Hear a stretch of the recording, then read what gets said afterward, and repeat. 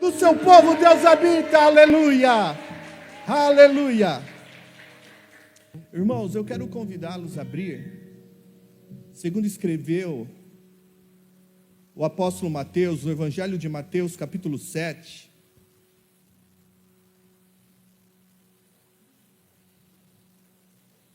Algo extraordinário o Senhor colocou em meu coração quando me disse que eu teria a oportunidade de ter alguns minutos de estar compartilhando com os irmãos. Diz assim, Mateus capítulo 7, versículo 24. Diz assim, Jesus referindo-se, dizendo assim: quem ouve minhas palavras e a pratica é tão sábio. Primeira coisa, para a gente entender esse texto. Algumas traduções, João Ferreira de Almeida traduz prudente. Mas a nova versão transformadora, a qual estou lendo, nos trata esse homem como sábio. O que é o sábio do grego aqui, ou prudente, na maioria das traduções? Nos dá a ideia de alguém que pega o conhecimento e transforma em comportamento. Não é apenas alguém que aprende, mas transforma aquele aprendizado como estilo de vida. Então, todas as vezes que a gente fala sábio, entende-se alguém que conhece uma verdade e decide aplicar aquela verdade sobre a sua vida, sobre as suas coisas. Então, quem ouve minhas palavras e a pratica é tão sábio, ou seja, transforma o conhecimento da minha palavra em prática de vida. É semelhante a um homem que constrói sua casa sobre a rocha firme. Quando vierem as chuvas, as inundações e os ventos castigarem a casa, ela não cairá. Ela não cairá. É ponto pacífico. Por que razão essa casa não cairá? Jesus nos esclarece: pois foi construído sobre a rocha firme. Mas contanto, mas quem ouve meu ensino e não pratica é tão tolo. Contrário do sábio, tanto o sábio como o tolo têm acesso à mesma informação. Mas enquanto o sábio transforma o conhecimento em prática, se torna a sua vida, o tolo, ele sabe o que deve fazer, mas ele decide não fazer, viver segundo a sua vontade, segundo sua conta e risco. Eu sei, mas porém eu decido viver da maneira que eu acredito que eu tenho que conduzir minha vida. Aí diz, quem tem esse comportamento é como uma pessoa que constrói sua casa sobre areia. Quando vierem as chuvas, as inundações, os ventos castigarem a casa, ela cairá, Mateus fala, com grande estrondo. Amados, nós somos em uma oportunidade, para mim extraordinária, quando daqui a alguns minutos nós poderemos dar ao Senhor com alegria os nossos dízimos e as nossas ofertas.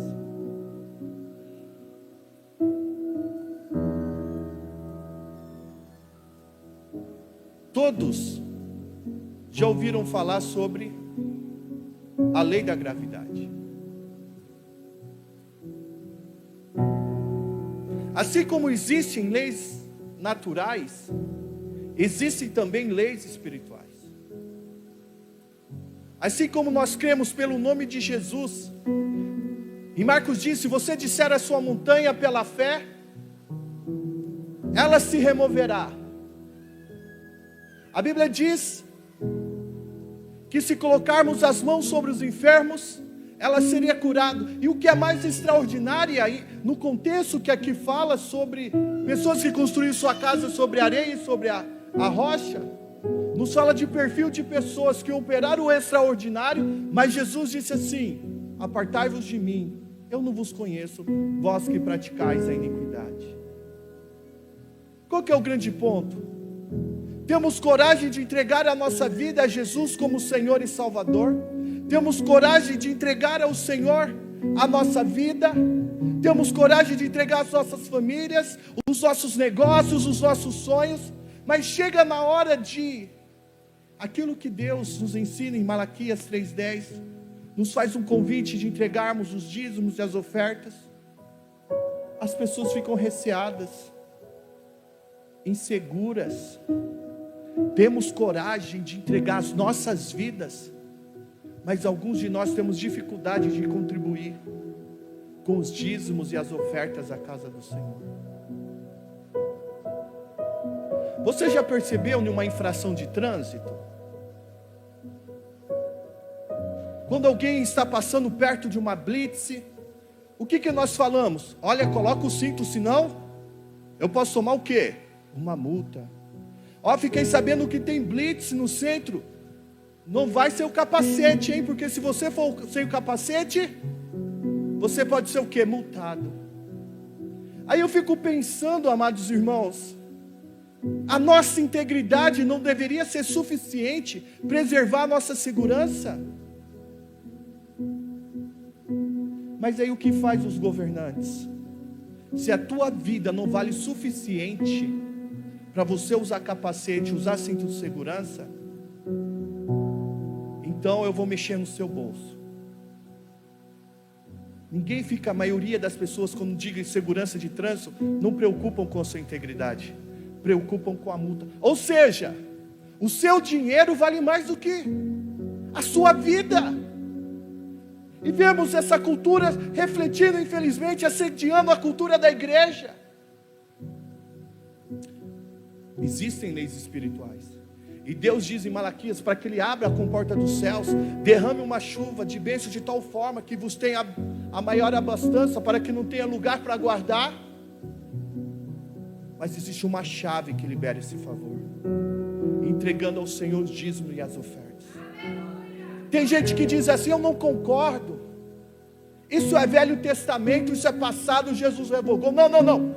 Em Romanos diz assim, que o fim da lei é Cristo, a justiça de todo o que crê, a justiça que é pela fé pelo Filho de Deus. Não significa que a lei se finalizou, acabou em Cristo. Significa que Jesus veio cumprir a lei, veio trazer existência tudo aquilo que a lei não podia fazer. Jesus pode fazer, e a graça nos habilita a viver o sobrenatural.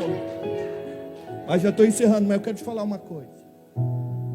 Eu não concordo. Você lembra que eu falei da lei da gravidade? Dízimos e ofertas, está lá em Gálatas. Deus não se deixa escarnecer. O que o homem zombar, o que o homem semear, ele vai colher. Sabe a gravidade? Imagina um cara que está em cima de um prédio de 20 andares. Ele diz assim: eu não acredito na lei da gravidade. A lei da gravidade não opera em mim. E ele pula do prédio de 20 andares. O que vai acontecer? Duas opções: ele vai se arrebentar, ou ele vai morrer. Imagina um bebê que também não conhece a lei da gravidade, e ele está aqui, ele cai de um lugar alto. Ele é inocente e não conhece, mas a lei da gravidade, ela não depende para existir. Se acredita nela ou não, a força dela existe. Se um bebê é inocente, se não conhece a lei da gravidade, não significa que ele não está suscetível. Assim como todos nós estamos suscetíveis à lei da gravidade, acreditando ou não, sabendo ou não, não depende da nossa fé. A lei da gravidade existe e opera. Assim são as leis espirituais. Hoje eu estou falando do dízimo da oferta. Se com o seu coração crer e você obedecer à palavra do Senhor, Deus se compromete a abrir as janelas do céu. Vai abrir de tal forma que vai vir a maior abastança. Em outras traduções fala que você não vai ter lugar para guardar. Significa que você vai desperdiçar? Não. Enquanto o mundo centraliza a riqueza, sabe que nós somos distribuidores de riqueza no reino de Deus. Era labacheias. Aí o que eu sempre digo onde eu congrego, Deus está dizendo em Malaquias: traga os dízimos à minha casa. E finalizo aqui: E Ele disse para trazermos as ofertas. É o que eu digo. Se a palavra de Deus, Deus pessoalmente nos ensinando o que nós devemos fazer de forma notória e pública, de forma explícita, onde só faltou pegar na nossa mãozinha e desenhar qual o comportamento financeiro que Ele espera a nós. Se a voz de Deus não é forte o suficiente para nos convencer, irmão, não vai ser esse homem que vai convencer. Mas eu acredito no mover do Espírito Santo. E eu acredito que muitas pessoas estão debaixo de cadeias financeiras, porque não têm vivido o princípio da contribuição na casa do Senhor. Sabe, amados, eu acredito que esse tempo, essa conferência de avivamento e de unção, não é simplesmente um momento de empolgação, mas é um momento de ser um marco na nossa vida. Esse dia vai ficar marcado, como eles cantaram, como Pentecostes, no dia da igreja iniciante. Esse dia ficará marcado nas nossas histórias. Eu quero convidar você a ficar de pé. Você que tem seu dízimo, a sua oferta, a sua primícia. Eu quero convidar você a contribuir, seja de forma presencial. Está aqui a chave Pix. Mas uma coisa eu digo, o Senhor diz: fazei prova de mim, diz o Senhor. Então hoje nós já começamos cantando ao Senhor, louvando, mas a fé ela é acompanhada de prática. Então você tem um tempo de entregar seu dízimo, sua oferta. Eu estou encerrando aqui, que Deus continue. O meu Deus, segundo sua riqueza e glória, esteja suprindo todas as vossas necessidades, em Cristo Jesus nosso Senhor. Jesus se fez pobre, para que cada um de nós fôssemos ricos, segundo sua riqueza e glória, em nome de Jesus.